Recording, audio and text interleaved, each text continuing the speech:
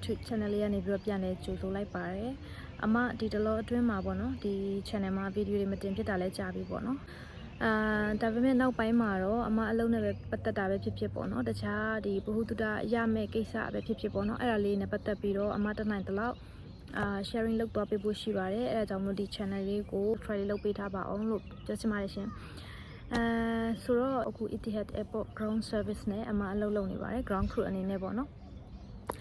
အဲ့တော့အမဒီအလုပ်ကိုဘယ်လိုရှောက်ခဲ့လဲဘယ်လိုစခဲ့ရလဲ interview မှာဘာတွေရှိလဲပေါ့နော်ဘယ်လိုအဆင့်တွေရှိလဲဆိုတာကိုလာမေးတဲ့ညီမလေးတွေမောင်လေးတွေရှိရပေါ့နော်အဲ့ဒီသူတို့အတွက်အမကဖြည့်ပေးမယ်ပေါ့နော်အမဘယ်လိုလုပ်ခဲ့ရလဲဆိုတော့အဆင့်တိုင်းအောင်ဖြည့်ပေးမယ်ပေါ့နော်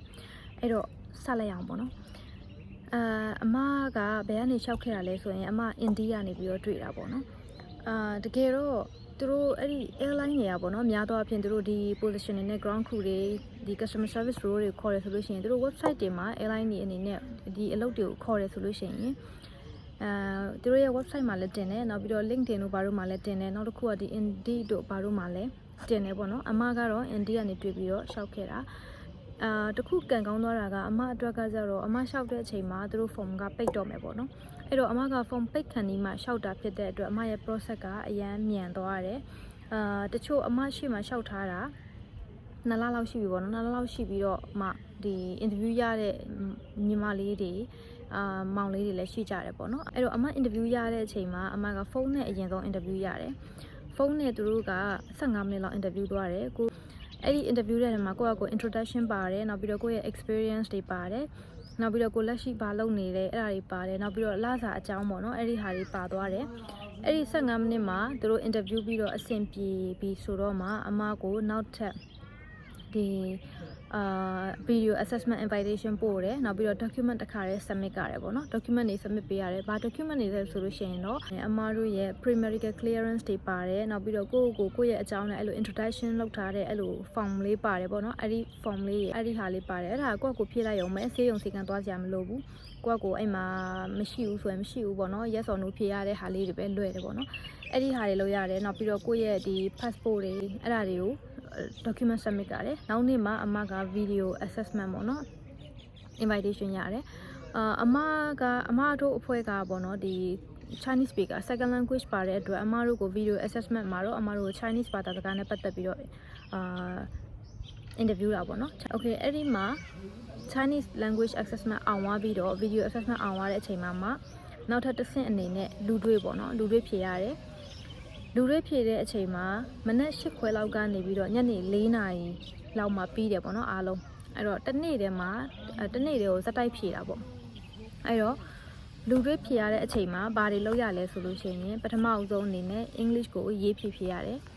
English ကရေးဖြည့်တာအမတို့ငယ်10 တန်းတုန်းက read the passage တွေနောက်ပြီးတော့ fill in the blank data ဒီလိုဟာမျိုးတွေပဲပေါ့နော် collect ဖြည့်ရတယ်နောက်ပြီးတော့ read the passage စာပိုက်ဖတ်ပြီးတော့အဲ့မှာဖြည့်ရတယ်နောက်ပြီးလို့ရှိရင် grammar နည်းနည်းပါတယ်ဥပမာ future tense တို့ဘာလို့ညာတို့ပေါ့နော် tense နည်းနည်းပါတယ်အခက်ခဲကြီးမဟုတ်ဘူးလွယ်တယ်ပေါ့နော်နောက်တစ်ခုကကြတော့24 hour format ပါတယ်များသောအားဖြင့် airport တွေနဲ့ဒီ international ဒီ airline နဲ့ပတ်သက်တဲ့ဟာတွေကပေါ့နော်များသောအားဖြင့်24 hour format ကိုသုံးတာများတာဖြစ်တဲ့အတွက်24 hour format ကိုအဲ့ထဲမှာမေးတယ်ပေါ့နော် English test ထဲမှာအဲ့ဒါပြီးတော့သူတို့ကရောက်ချင်းနေရအမတို့ကိုပိုင်နံပါတ်တွေပေးထားတယ်အဲ့တော့ကိုပိုင်နံပါတ်လေးတွေနဲ့ဖြည့်ရတယ်ဖြည့်ပြီးတော့ဆောင်မွေးအောင်နဲ့ဆိုလို့ရှိရင်အောင်နဲ့ကြတယ်ဆိုရင်တို့ကကိုနံပါတ်လေးတွေကိုတခါတည်းခေါ်ပေးတယ်တကယ်လို့ကိုနံပါတ်မပါဘူးဆိုလို့ရှိရင်အဲ့ဒီဟာကကိုကအဲ့မှာကြတယ်ပေါ့နော်အဲ့ဒါဆိုလို့ရှိရင်အဲ့ဒီနေရာကနေတခါတည်းလက်ပြန်ရတယ်ပေါ့ okay အဲ့ဒါပြီးတော့ English ဒီ task ပြီးတဲ့အချိန်မှာအမတို့နောက်ထပ်တစ်ဆင့်အနေနဲ့ group discussion အနေနဲ့သွားတယ်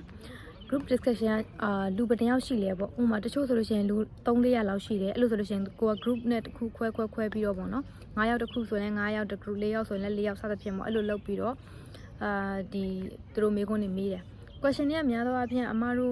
့ဒီ airline နဲ့ပတ်သက်တဲ့ဟာတွေပဲမေးတာဆိုပါစို့ဥပမာပေါ့နော်အမတို့တော့ဘာတွေမေးလဲဆိုရင်ဒီ check in လုပ်မဲ့အဖွဲ့ခီးသွားမဲ့အဖွဲ့10ပွဲရှိတယ်အဲ့10ပွဲထဲမှာအမတို့ဒီအဖွဲ့ကတော့ဒါ meeting အတွက်ဒီအဖွဲ့ကတော့ဒီပထမအဆုံးခီးသွားတယ်ဒီအဖွဲ့ကတော့ဒါကျမရေမကောင်းတဲ့အဖွဲ့ဒီအဖွဲ့ကတော့ကလေးတငယ်တွေပေါ့စသဖြင့်အဲ့အရာတွေကိုပေးပြီးတော့အမတို့အဲ့ကတ်10ကတ်ထဲကနေပြီးတော့9ကတ်ရွေးခိုင်းတယ်9ကတ်ယူပြီးတော့ဒီလေရင်ကအကြောင်းမျိုးကြောင့် delay ဖြစ်တယ်ဆိုပါစို့ပေါ့နော်ဥပမာအဲ့ဒီ10ယောက်10ဖွဲ့ထဲကနေပြီးတော့9ဖွဲ့ပဲအမတို့လေရင်ကို ပြန်တန်းခွင့်ရှိမှာပေါ့နော်လေရင်တက်ခွင့်ရှိမယ်ကျန်တဲ့9ယောက်ကခီးသွားခွင့်မရှိဘူးကျန်တဲ့9ဖွဲ့ကပေါ့အဲ့ဒါဆိုရင်ဘယ်9ဖွဲ့ကိုရွေးပြီးတော့ဘာကြောင့်ရွေးတာလဲဟိုဘက်9ဖွဲ့ကဘာကြောင့်ပယ်တာလဲအဲ့ဒါမျိုးပေါ့အဲ့လိုမေးတယ်အဲ့တော့အမားတို့ကအဲ့ဒီအချိန်မှာအမားထင်တာပေါ့နော်ဘယ်အဖြေကိုပဲဖြစ်ဖြစ်အဖြေကမှန်တယ်လို့ထင်တယ်တခုပဲကိုကအဲ့ဒီအချိန်မှာသူတို့ကဒီ team နဲ့အလုပ်လုပ်နိုင်လားမလုပ်နိုင်လားဒီ organization စိတ်သက်ရှိလားမရှိလားဒါကိုစမ်းတာလို့ထင်တယ် team work နဲ့အလုပ်ဘယ်လောက်ထိလုပ်နေလဲအဲ့ဒါကိုသူတို့ကြည့်ရပေါ့နော်ဘေးမှာဒီ interview မဲ့သူတွေကအ3ယောက်လောက်ရှိတယ်သူတို့ကအဲ့လိုဘေးကနေပြီးကြည့်နေတာပေါ့နော်အမတို့ဘာတွေပြောလဲဆိုတာကိုဘာတွေဆွေးနွေးကြလဲအဲ့ဒါကိုကြည့်ရပြီးလို့ရှင်အမတို့ကအဲ့အချိန်မှာတယောက်နဲ့တယောက်ဆွေးနွေးတာငါကတော့ဒီဟာလိုချင်တယ်ဒီအဖွဲ့ကိုရွေးမယ်သူကတော့ဘာကြောင့်ရွေးတယ်ပေါ့โอเคအဲ့ဒါပြီးလို့ရှင်အိုက်ကတ်ထဲကနေပြီးတော့တကက်ချင်းကင်ပြီး9ဖွဲ့ရွေးလိုက်ပြီးအမတို့9ယောက်ရှိတယ်ဆိုပါဆိုအမတို့က9ဖွဲ့ရွေးလိုက်ပြီးဆိုရင်တယောက်တကက်ကင်ပြီးတော့ကိုကြားတဲ့ကက်ကိုကကင်ပြီးတော့ကိုကဒါဒီအဖွဲ့ကိုရွေးတယ်ဘာကြောင့်ရွေးတယ်ပေါ့တခြားသူတို့ကိုကြတော့ဘာကြောင့်ပယ်တယ်အဲ့ဒါမျိုးကိုက reason နဲ့ပြန်ပြီးတော့ပြောပြရတာပေါ့အဲ့ချိန်မှာ interviewer ကလည်းကိုကိုအဲ့လိုအပြန်လှန်ပြီးတယ်ဘာလို့လဲအားလုံးကခီးတယ်တွေပဲပေါ့နော်ခီးတယ်တွေပဲဗာလေသူတို့ကပတ်စံပို့ပေးထားလို့လားဆိုပါလို့ဥပမာ VIP တွေရှိတယ်ပေါ့အဲ့အဖွဲ့တွေမှာ VIP တွေပါတယ်သူတို့ကပတ်စံပို့ပေးထားလို့သူတို့ကပို့ပြီးတော့ queue site တာလားငါတို့ကပတ်စံမပေးထားလို့ဒီအဖွဲ့ကပတ်စံတိတ်မပေးထားလို့သူတို့ကအဲ့လိုရော့ပြီး queue site တာလား interviewer ကလည်းကိုနဲ့အဲ့လိုဟိုပေါ့နော်အတိုက်ခံပေါ့နော်အဲ့လိုပြောတယ်အဲ့တော့ကိုကလည်း interviewer ကိုကလည်းပြန်ပြောနိုင်ရမယ်ပေါ့နော်အဲ့လိုမျိုးရှိတယ်အဲ့တော့ group discussion ကအဲ့မှာပြီးတယ်ပြီးတော့သူတို့ကခုနအရှိရလိုပဲအမတို့ကိုပိုင်နံပါတ်လေးတွေခေါ်ပေးတယ်အဲ့တော့အမတို့အောင်တဲ့သူတွေကနောက်ထပ် final ပေါ့နော်တယောက်ချင်းစီအဲ့တော့မှ face to face interview ရဲ့ရှိကိုရောက်တယ်အဲ့ဒီ3ယောက်ကမေးခွန်းတွေ share မိတယ်ဘယ်လိုမေးခွန်းတွေမေးလဲဆိုရင်အထူးသဖြင့် customer service နဲ့ပတ်သက်တာတွေမေးတယ်နောက်ပြီးတော့ကိုရီးယား CV form မှာဗာရေးထားလဲအဲ့ဒီရေးထားတဲ့ skills မှာကိုရီးဖြည့်ထားတဲ့ဟာတွေပေါ့နော်အဲ့ဒီ skills တွေကိုသူတို့ကတစ်ချက်ချင်းထောက်ပြီးတော့မေးတယ်တခြားသူတွေတော့ဘယ်လိုလဲမသိပါမဲ့အမကတော့သူတို့အဲ့ skills တွေကိုထောက်ပြီးတော့ဒီ skills တွေရေးထားတယ်ပေါ့အဲ့ဒါဆိုလို့ရှိရင်အဲ့ skill နဲ့ပတ်သက်တဲ့ဟာတွေကိုအမကိုမေးတယ်နောက်ပြီးတော့ဒီ customer complaint ကို handle ဘယ်လိုလုပ်လဲပေါ့သူတို့ကဥပမာတစ်ခုအနေနဲ့ဥပမာအနေနဲ့ပြောပြပါတော့တစ်ခုတည်းတော့မကောက်ဘူးနောက်ခု3ခုလောက်ပြခိုင်းတယ်အဲ့တော့ customer complaint ကိုဘယ်လို handle လုပ်လဲဆိုတာကတော့အမတို့ဒီ UAE မှာပဲဖြစ်ဘယ်မှာပဲဖြစ်ပေါ့နော်ဒီ hospitality နဲ့ပတ်သက်ပြီးတော့အလုပ်လုပ်နေတဲ့သူတွေဆိုရင် customer complaint ကကိုယ်တိုင်တော့၎င်းဒါမှမဟုတ်လို့ရှိရင်တခြားသူရဲ့ story တစ်ခုခုတော့၎င်းပေါ့နော်အမြဲတမ်းကြားနေရမှာတော့အသေးချာပဲအဲ့တော့အဲ့ဒီကြားနေရတဲ့ဟာတွေကိုယ်တိုင်ကြုံရတဲ့အတွေ့အကြုံမှဖြစ်ကိုဟာကိုပြောနိုင်မှုအတွက်တခုခုချရေးထားတာမျိုးပေါ့နော်အဲ့ဒါမျိုးလေးပြင်ဆင်ထားဖို့လိုရပေါ့နော် customer complaint ကိုဘယ်လိုကောင်းကောင်း handle လုပ်ခဲ့တဲ့ဟာလေးကိုပြင်ဆင်ထားပါအဲ့ဒီဟာတေချာကိုမေးပါတယ်နောက်တစ်ခုကကြတော့သူကအမတို့ကဒီ hotel background ကနေ hospitality background ကနေလာတာပေါ့အဲ့တော့ဒီ hotel life ကနေပြီးတော့ဒီ aviation ကိုဘာကြောင့်ပြောင်းချင်တာလဲပေါ့နော်နင်းရဲ့အဲ့ဒီ motivation ကဒီကိုပြောင်းချင်တဲ့ motivation ကဘာလဲဆိုတာကိုမေးပါတယ်အမကတော့အဲ့ဒီဟာကို2ခုနဲ့ဖြေပါတယ်အမကမိဘတွေကိုပြန်ပြီးတော့ပြုစုချင်လို့မိဘတွေကိုပြန်ပြီးတော့ကြည့်ချင်လို့ထောက်ပံ့ချင်လို့ဆိုတဲ့ဟာနံပါတ်1နံပါတ်2ကတော့အမရဲ့ retire plan ပေါ့နော်အမဒီအလုပ်နားပြီးရဲ့နောက်ပိုင်းမှာအမငွေရေးကြီးအတွက်ပတ်စံအတွက်ကိုစိတ်မပူချင်ဘူးပေါ့နော်အဲ့ဒီအတွက်အမကဒီ aviation ကိုပြောင်းရတာပါဆိုတဲ့ဟာပေါ့နော်ဒီဟာရွေးရဆိုတာကလည်းဒီများသောအားဖြင့်ဒီ aviation ကလစာများကြတယ်ပေါ့နော် hotel တွေထက်စားလို့ရှိရင်တော့လစာများရတယ်ဒါပေမဲ့အမက hotel ကိုလည်းပုတ်ခတ်ပြီးတော့ဘယ်တော့မှမပြောဘူးပေါ့နော်အမအရင်လုပ်ခဲ့တဲ့ company ကမကောင်းလို့လစာနည်းလို့အဲ့လိုမျိုးတွေမပြောပါဘူးအမကဒီကိုဘာကြောင့်ရွေးတယ်ဆိုတဲ့ဟာကိုအပြုတ်သဘောနဲ့ပဲအမပြောပါတယ်အရင် hotel မှာလည်းငါက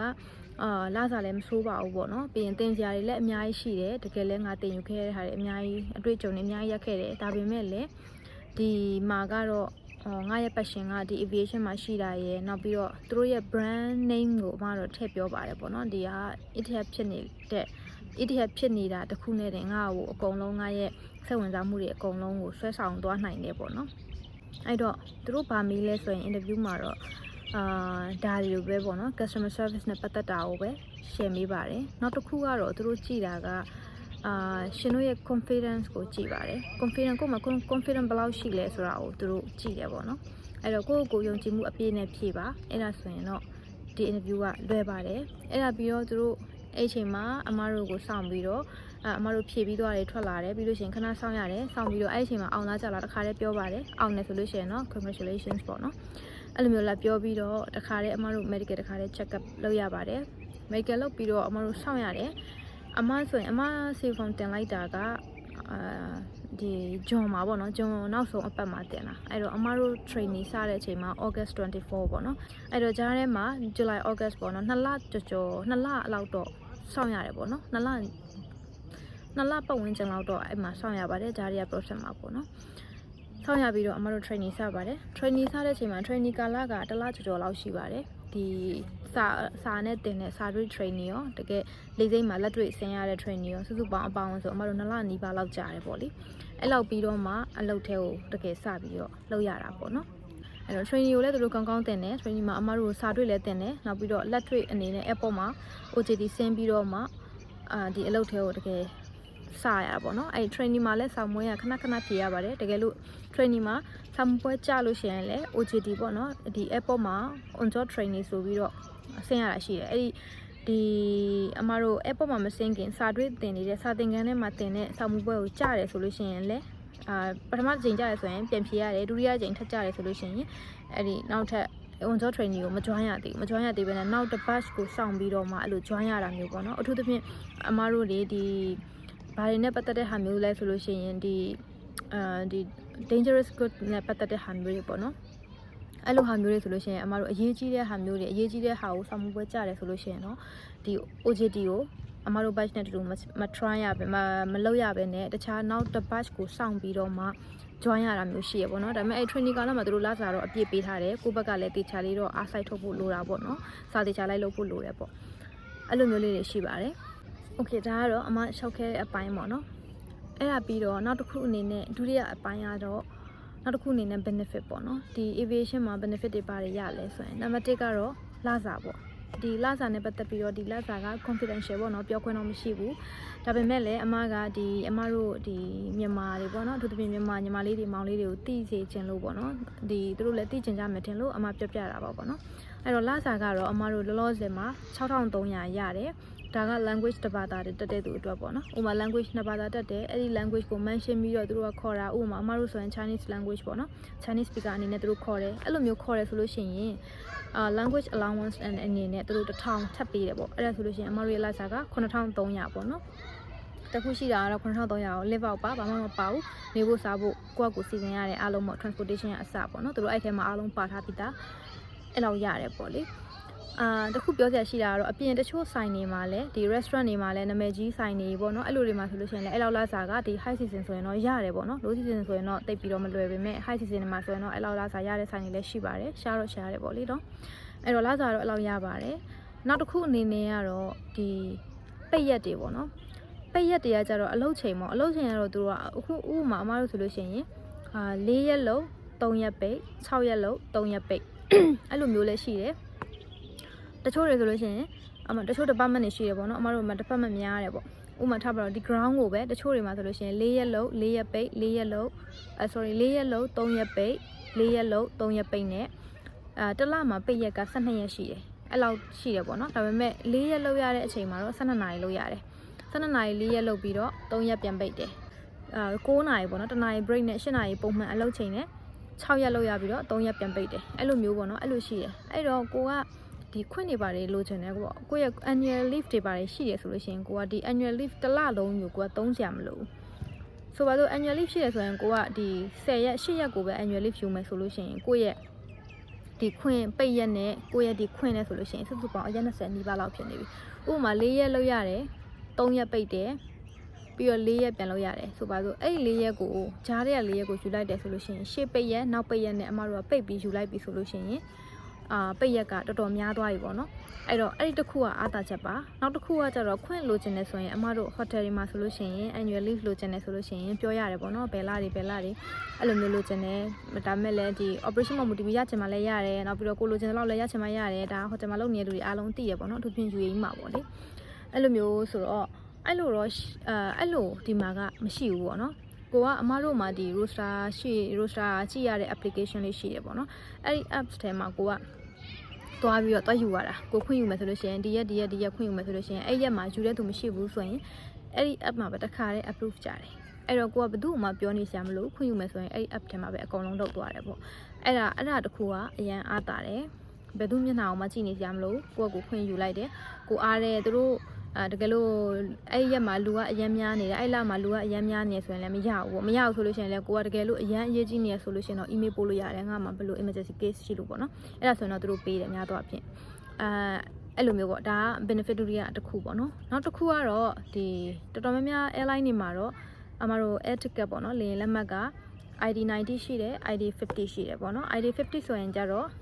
ဒီ aviation မှာလုပ်နေလို့ဆိုသိပါတယ် ID50 ဆိုလို့ရှိရင်ဒါ confirm ticket ပေါ့နော် ID90 ကတော့ confirm မဟုတ်ဘူးဒါပေမဲ့ तू ကဈေးပိုတက်တာတယ်ဆိုတဲ့သဘောပေါ့နော်ပြောရိုးရှင်းရှင်းပြောရမယ်ဆိုလို့ရှိရင်တော့ဒီနေ့လေယာဉ်ပေါ်မှာခုံလွတ်ရင်လိုက်ရမယ်ခုံမလွတ်ရင်မလိုက်ရဘူးဒါပေမဲ့အဲ့ဒီအတွက်ပတ်စံကလည်းနည်းနည်းပဲပေးရတယ်အများကြီးမပေးရဘူးပေါ့အဲ့လိုဟာမျိုးပေါ့နော်အမတို့ကတော့ဒီ Etihad မှာအမတို့ ground အနေနဲ့ဆိုလို့ရှိရင် ID50 မရဘူး ID90 ပဲရတယ်တချို့ Qatar တို့ Emirates တို့ဆိုလို့ရှိရင် crew တွေနဲ့ဒီ ground တွေနဲ့ကခံစား권အတူတူပဲလို့ပြောကြတယ်ပေါ့နော်အကုန်လုံးကအဲ့ဒီ crew တွေဆိုလို့ရှိရင်sorry ဒီ ground တွေဆိုလို့ရှိရင်လည်း ID50 ရကြတယ်ပေါ့နော်အဲ့လိုပြောကြတယ်ဒီမှာဒါပေမဲ့ Etihad မှာတော့အဲ့ဒါမရှိဘူး ID90 တော့ရတယ် ID50 တော့မရဘူးပေါ့နော် ticket ပေါ့နော်ဒီလေလက်မှတ်ကလည်းကိုယ့်ရဲ့ benefit တစ်ခုပဲပေါ့နော်အဲ့ဒါရှိမဲပေါ့အဲ့ဒါကတော့ဒီဟာရဲ့ benefit တွေပေါ့နော်နောက်တစ်ခုကတော့ဒီအလုပ်လုပ်တဲ့နေရာမှာလဲကိုကနည်းနည်း dependent ဖြစ်တယ်ပေါ့နော်ဘယ်လို dependent ဖြစ်တာလဲဆိုတော့ကို check in counter မှာကိုတယောက်ပဲရှိတယ်ကိုအမှားမလုပ်တဲ့၍ဘယ်သူ့ကိုမှ queue sign နေကြမလို့ဘူးပေါ့နော်ကိုနောက်မှလည်းဘယ်သူမှတော့ရှိမနေဘူးဘယ်သူမှရက်ကြည့်မနေဘူးပေါ့နော်ပြီးတော့ဒီလောက်ပေါ်ကန်ဖက်အချင်းချင်းကလည်းဒီတိတ်ပြီးတော့ hotel မှာဆိုရှိပါတယ်လူမျိုးကအရန်စုံတော့လေတယောက်နဲ့တယောက်အဲ့လိုတိုက်ခိုက်တာတွေပါတယ်ရှိရပေါ့နော်ဒီမှာလည်းမရှိဘူးတော့မဟုတ်ဘူးသူကလည်းသူတော့ရှိတော့ရှိမှာပေါ့နော်ဒါပေမဲ့များသောအားဖြင့်က independent ဖြစ်တာများတယ်ကိုကဒီမှာတယောက်တည်းကိုရဲ့ check in counter မှာကိုတယောက်တည်းထိုင်ရတယ်အဲ့တော့ကိုအာယုံကဒီကိုရှေ့ရ gas မှာပဲရှိနေတယ်ဘယ်သူနဲ့မှလည်းစကားပြောစရာမလိုဘူးစကားပြောစရာလိုတာကိုနဲ့ gas နဲ့2ယောက်တည်းပဲရှိတယ်ပြီးတော့ကိုရဲ့ဒီ system ကကိုလုတ်ပြီးတော့ဒီ visa တွေရှိမယ်ဒီ travel regulation တွေရှိမယ်အဲ့ဒါတွေကိုကိုကအဆင်ပြေနဲ့ချောချောမွေ့ရှိသွားရင်ပြီးသွားပြီဒီ transaction တစ်ခုပြီးသွားပြီဆိုလို့ရှိရင် transaction တစ်ခုကိုကိုကချောချောမွေ့နဲ့ပြီးသွားပြီဆိုလို့ရှိရင်ဘယ်သူနဲ့မှလည်းစကားပြောစရာမလိုဘူးနောက်ပြီးတော့အဲ့လိုမျိုးပေါ့နော် break time ဆိုလို့ရှိရင်လည်းကိုကဒီအမတို့ app ရှိရဲအဲ့ app ထဲမှာပဲအလုပ်လုပ်တာကိုအချိန်စပြီဆိုလို့ရှိရင် start နှိပ်ပြီးတော့ကိုအချိန်ပြီးသွားပြီဆို finish ပေါ့နော်အဲ့ဒီအချိန်မှာ तू ကကိုရဲ့ break time ကဘယ်လောက်ပဲအချိန်ကနေပဲအချိန်ဆိုပြီး तू က app ထဲမှာစကားအဲ့ app ထဲမှာကိုကတစ်ခါတည်းကြည့်လို့ရတယ်အဲ့ထဲမှာကြည့်ပြီးကိုကနားယုံပဲငါပဲအချိန် break သွားရမလဲလို့ဘယ်သူမှသွားပြီးတော့မေးစရာမလိုဘူးဘယ်သူမှလည်းကိုရဲ့ break ကိုနင် break သွားတော့လို့အဲ့လိုလာမပြောတာမရှိဘူးပေါ့နော်အဲ့တခုကတော့အတာချက်ပါတခါတလေကြာရင် break ကတနာရီလဲရတယ်2နာရီလဲရတယ်တခါတလေပေါ့နော်ဒါကတော့ depends on operation ပေါ့နော် operation မှာမူတည်ပြီးတော့ဟိုက break ကိုအဲ့လိုများသောအားဖြင့်တော့အနည်းဆုံးကတော့2နာရီရပါတယ်ဒါပေမဲ့များသောအားဖြင့်တော့2နာရီထပ်ပိုပြီးရတာများကြတယ်ပေါ့နော်အဲ့လိုရှိပါတယ်အဲ့ဒါကတော့ benefit အနေနဲ့ပေါ့နော် aviation နဲ့ပတ်သက်ပြီးတော့နောက်တစ်ခုကတော့ဒီအမတို့ ground တွေအနေနဲ့လည်းနောက်တစ်ခု benefit ပေါ့နော် ground တွေအနေနဲ့လည်းဒီ crew တွေလိုပဲနိုင်ငံတကာကိုသွားမယ်ဆိုလို့ရှိရင်သူတို့ကင်ထားတဲ့ဒီအမတို့ဆိုလို့ရှိရင် ID ပေါ့နော် Emirates ID ကနောက်ကသူက Etihad ဆိုတာပါတဲ့ဖြစ်တဲ့အတွက်နိုင်ငံတွေတော်တော်များများသွားလို့ရှိရင်အဲ့လိုပေါ့ visa နဲ့ခက်တဲ့နိုင်ငံတွေသွားတယ်ဆိုရင်တော့ရဖို့များပါတယ်ပေါ့နော်ဒါကတော့ benefit တွေပါbenefit ပြီးတော့နောက်ထပ်ဘာတွေပေါ့နော်မကောင်းတဲ့အချက်တွေကဘာတွေရှိမလဲဆိုလို့ရှိရင်တော့မကောင်းတဲ့အချက်ရေလို့တော့မဟုတ်ပါဘူးဒါပေမဲ့ pressure တော့အရင်များပါတယ် aviation က pressure အရင်ကိုမှများပါတယ်အဲ့ဒါကဒီ hotel မှာလည်း pressure များတာပဲပေါ့နော် hotel မှာလည်းနေ့တူကဒီ customer complaint တွေတွေ့ရတယ် guest complaint တွေတွေ့ရတယ်ဆိုပေမဲ့ဒီ aviation ကကျတော့တမျိုးပေါ့နော်သူ့ရဲ့ဒီတွေ့ရတဲ့ pressure ကကျတော့ဥပမာ ground တွေဆိုလို့ရှိရင်လူတယောက်က check in လာလုပ်လိုက်တယ် check in လာလုပ်လို့ရှိရင်အဲ့ဒီလူကဟိုဘက်နိုင်ငံမရောက်မချင်းကကိုကောင်းပေါ်မှာကိုတောင်ဝင်းကြနေရကိုတောင်ဝင်းရှိနေတာအထူးသဖြင့် visa အရန်ကျက်တဲ့နိုင်ငံမျိုးတွေအဲ့လို visa အရန်စစ်တဲ့နိုင်ငံမျိုးတွေဒီ Middle East မှာဆိုလို့ရှိရင်ရှိတယ်ပေါ့နော်အဲ့လိုဒီ Qatar တို့ပေါ့နော်အဲ့လိုနိုင်ငံမျိုးတွေ Saudi တို့အဲ့လိုဆိုလို့ရှိရင်သူတို့ကအဲ့လို visa တွေပါတယ်ဆိုလို့ရှိရင်အရန်စစ်တယ်ပေါ့နော်အဲ့လိုဆိုလို့ရှိရင် visa အတုနဲ့ပါတယ်ညာတွေအဲ့လိုမျိုးတွေတွေ့သွားတယ်ဆိုလို့ရှိရင်ကိုပေါ်မှာပဲဒီချက်ခင်ကဒီတယောက်ကိုချက်ခင်ကဘယ်လိုလုပ်လိုက်တာလဲဟိုဘက်နိုင်ငံကဒီ visa အတူကြီးနဲ့မလို့အဝင်မခံဘူးလို့ဆိုပါစို့ဥပမာရှိခဲ့ရင်ပြောတာပေါ့နော်အဲ့တော့ဒီသွားတဲ့လူကဒီ check in လုပ်သွားပြီးတော့ကိုကအဲ့လူတယောက်ကို transition လုပ်လိုက်တယ်ဆိုလို့ရှိရင်အဲ့ဒီလူဟိုဘက်နိုင်ငံမရောက်မချင်းကိုပေါ်မှာအဲ့ဒီဟာကြီးရရှိနေတာပေါ့ဒါပေမဲ့ဖြစ်တာတော့နဲတယ်ဒါပေမဲ့လည်းအဲ့ဒီ pressure ကြီးရရှိနေတာပေါ့နော်အထူးသဖြင့်အသစ်တွေပေါ့နော်အမားတို့ဆိုရင်တော့အသစ်တွေအဟောင်းတွေကတော့အေးအေးဆေးဆေးပဲသူတို့ကတော့ဒီအတွေ့အကြုံတွေအများကြီးရှိသွားပြီဖြစ်တဲ့အတွက်သူတို့ကတော့ အရန်တတရဖြစ်သွားပြီပေါ့အမတို့အနေနဲ့အသစ်တွေအနေနဲ့ကတော့အဲ့ pressure တစ်ခုရှိတယ်နောက်တစ်ခုကတော့ဒီပေါ့နော်အမတို့ airport သွားလို့ရှိရင်အားလုံးလဲသွားဘူးကြမှာပေါ့နော်လေစိတ်သွားတယ်ဆိုလို့ရှိရင်အဲ့မှာ QE ကတန်းစီနေရတော့ Q အရှိကြီးပဲပေါ့နော်အဲ့ဒီ QE ကိုဒီအမတို့ရှိနေတဲ့ဒီ counter အတူတွေကဒီအချိန်နိုင်ပိုင်းလေးအတွင်းမှာအမတို့transition ကိုမြန်လုပ်ပြရတာပေါ့နော်သူတို့သတ်မှတ်ထားတဲ့ transition ရှိတယ်လူတစ်ယောက်ကို check in လုပ်ရင်3 minute ပဲ3 minute ထက်ပိုရင်မကောင်းဘူးပေါ့လေနော်အဲ့3 minute ပဲအချိန်ရတယ်ဘာလို့လဲဆိုတော့အထူးသဖြင့်ဒီလိုခီးသွားရသည်မှာဖြစ်တဲ့ဟာဆိုလို့ရှိရင်လူတွေကခီးသွားတဲ့လူတွေကထောင်နဲ့ချီပြီးသွားကြတယ်ပေါ့နော်အဲ့အချိန်ကျရင်အမတို့ကအချိန်ပို့ပြီးတော့မရဘူးပေါ့လေအဲ့တော့အဲ့ pressure တွေလည်းအများကြီးရှိပါတယ်ဒီလူတယောက်လင်းပေါ်မရောက်မချင်းရလဲကိုတောင်ဝင်မယ်ပြီးရင်လင်းပေါ်ရောက်သွားပြီးဟိုဘက်နိုင်ငံမရောက်မချင်းရလဲကိုတောင်ဝင်ကြီးလိုဖြစ်နေတာပေါ့နော်ဒါကတော့အစ်စ်မို့လို့လားမသိဘူးအဲ့ဒီ pressure ကြီးကတော့ရှိပါတယ်ဒီနေ့ပြောရမယ်တိတ်မကောင်းတဲ့အချက်ကတော့ pressure အရမ်းများတယ်ပေါ့နော်အဲ့တော့သူတို့သတ်မှတ်ထားတဲ့ ranking အရာတော့ပေါ့နော် aviation အလုပ်ကကဘာမှာတတိယစိတ်ဖိစီးမှုအများဆုံးအလုပ်ပါနံပါတ်3နေရာမှာရှိရပေါ့နော်အဲ့တော့အဲ့ဒါလေးတခုတော့ရှိပါတယ်ကျန်တာတွေကတော့ကောင်းပါတယ်ပေါ့နော်ဒီ hotel life တက်ဆိုင်အမအတွက်ကတော့ဒီဟာကအမအတွက်ကတော့အမရဲ့ passion ကအမကဒီ aviation မှာရှိတာဖြစ်တဲ့အတွက်အမကတော့သဘောကျတယ်hotel life မှာလည်းသူ့ဟာနဲ့သူတက်လန်းနေအများကြီးရှိပါတယ် hotel life ကိုကြိုက်တဲ့သူတွေကလည်းဒါကိုအကြိုက်တဲ့ကိုပေါ့နော်အဲ့တော့ဒီမှာဒီကို aviation ကို join နေတယ်ဆိုလို့ရှိရင်တော့ try ကြည့်ပါမရမနာစူးစမ်းကြည့်ပါဘယ်နိုင်ငံကနေဖြစ်ဖြစ် try လို့ရပါတယ်အခုဆိုလို့ရှိရင် Qatar out station တွေကနေခေါ်နေတယ်လို့ကြားတယ်ပေါ့နော်သူတို့ရဲ့airline website ထဲကိုဝင်ပြီးတော့ရှာဖွေကြည့်ပါနောက်ပြီးလို့ရှိရင် Emirates ကနေလည်းဒီတလောက်ဆိုရင် customer service ကိုတောက်လျှောက်ကိုခေါ်နေပါတယ်နောက်ပြီးရင် Saudi ကနေပြီးတော့ Riyadh ပေါ့နော်အဲ့ airline ကနေပြီးတော့ခေါ်နေပါတယ်